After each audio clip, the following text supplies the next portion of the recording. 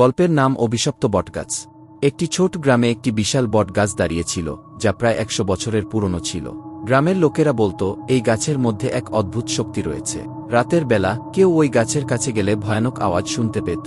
কেউ কেউ দাবি করত যে তারা সেখানে অদৃশ্য কিছু দেখেছে। স্থানীয়দের মধ্যে ছড়িয়ে পড়েছিল একটি প্রচলিত গল্প, বটগাছের মধ্যে ভূত আছে এবং তা রাতের অন্ধকারে মানুষের আত্মাকে নিয়ে যেতে আসে। গ্রামের সবচেয়ে শ্রদ্ধেয় ব্যক্তি ছিল এক দরবেশ, নাম ছিল রহমত আলী। গ্রামের সবার অনুরোধে তিনি এক রাতে গাছের নিচে ধ্যানে বসলেন। সে জানতে পারল এই গাছে ১০০ বছর পুরনো একটা আত্মা আছে যার এখনও মুক্তি হয়নি। এক রাতে ইয়াসিন নামের এক যুবক গাছের কাছে গিয়ে দাঁড়াল। সে বহুদিন ধরেই ভূতের ব্যাপারে শুনে আসছিল। আজ সে সাহস করে গাছের কাছে গিয়ে দাঁড়াল। তার মনে প্রশ্ন ছিল, কিভাবে এই আত্মা শান্ত হবে। যতই সময় চলে আসছিল ততই ইয়াসিন অনুভব করছিল যেন কেউ তাকে চোখে চোখে দেখছে। হঠাৎ বট গাছের নিচে ধোঁয়া ওঠে এবং এক সাদা পোশাক পরা পুরুষের চেহারা গাছের শরীর থেকে বের হয়ে আসে।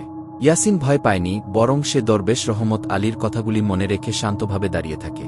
বিরাট শীতল বাতাসে মাঝে সেই ভূত পুরুষটি বলল, তুমি এখান থেকে চলে যাও, আমি শান্ত হব না যতক্ষণ না আমার সঠিক পরিণতি না আসে। ইয়াসিন দরবেশের কথা অনুসরণ করে, তুমি শুধু নিজেকে বুঝে উঠো আর শান্তি খুঁজে বের করো।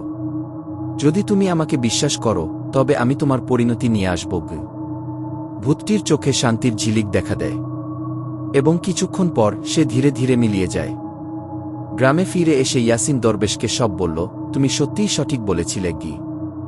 এভাবে সেই ভূতটির শান্তি প্রতিষ্ঠিত হল এবং বট গাছটি আবার সাধারণ মানুষের কাছে শান্তিপূর্ণ হয়ে উঠল।